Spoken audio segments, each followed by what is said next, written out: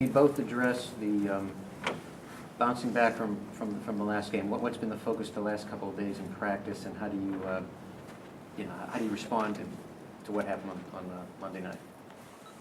I say the main focus in practice has been transition defense, getting back, calling out the ball, getting the rim, just trying to stop their first initial offense. And the second part of it was rebounding. We know we got our rebound versus Michigan State.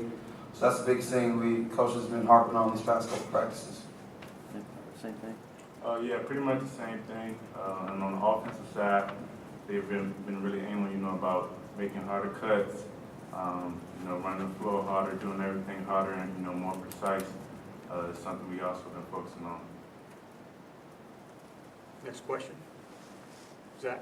Okay, so you talked about the offensive side, and you had a tough shooting night at Michigan State. You played, I think, kind of well in spurts at Nebraska, but what's the key to, I guess, building the offense back to sort of just how efficient it was in the non-conference season for both of you after a couple kind of, I guess, a little bit colder night shooting to open Big Ten play?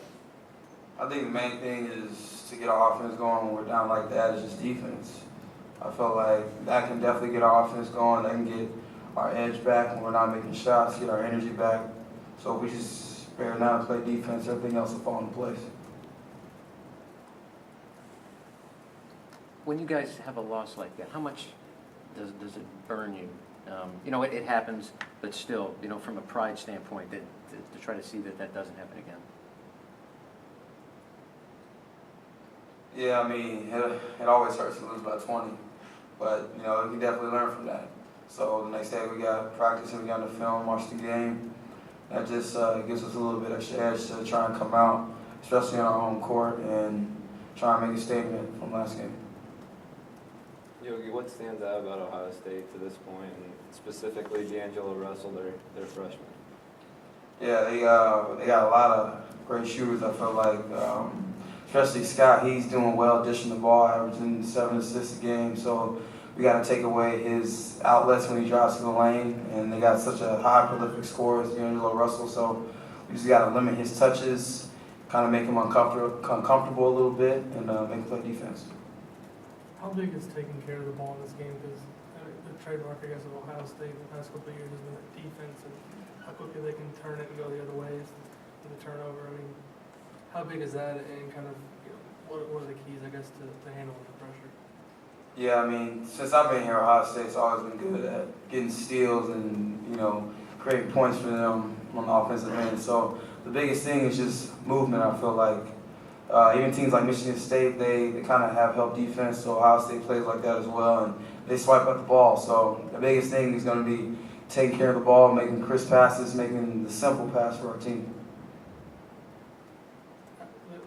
Just follow up, being back at home, I mean, it's obviously not ideal to start out 2 road games in the Big Ten, but you split them, so that's not a bad start. But just talk a little bit about I guess the advantage of being back at home and playing here after being gone for about 3 weeks.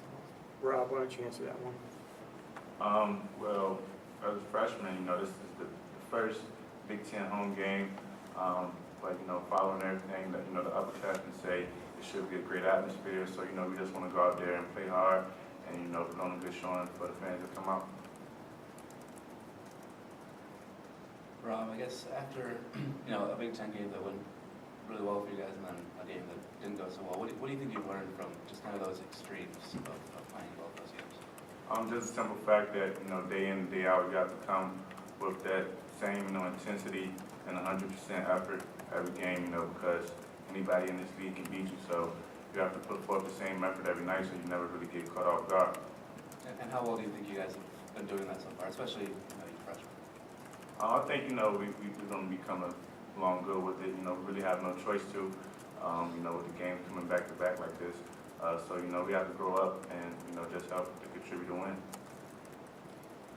Yogi, Ohio State, they're not the best shooting team in the country, but they're close. I think they're shooting as a team like 52, 53%. What are they doing well to get them to shoot that well? Well, Ohio State has always been a great screening team. So that's what they do. They screen, get curls for jump shots, curls for layups, dishes down to the big man. So I say this is one of the better screening teams in the Big Ten. I feel like They move a little bit, so, I mean, the refs probably not going to call it. So I say that's the main thing for them. That's how they score. Got time for one more? Yogi, you've talked in the past about your freshman year and some of the shooting struggles you went through then.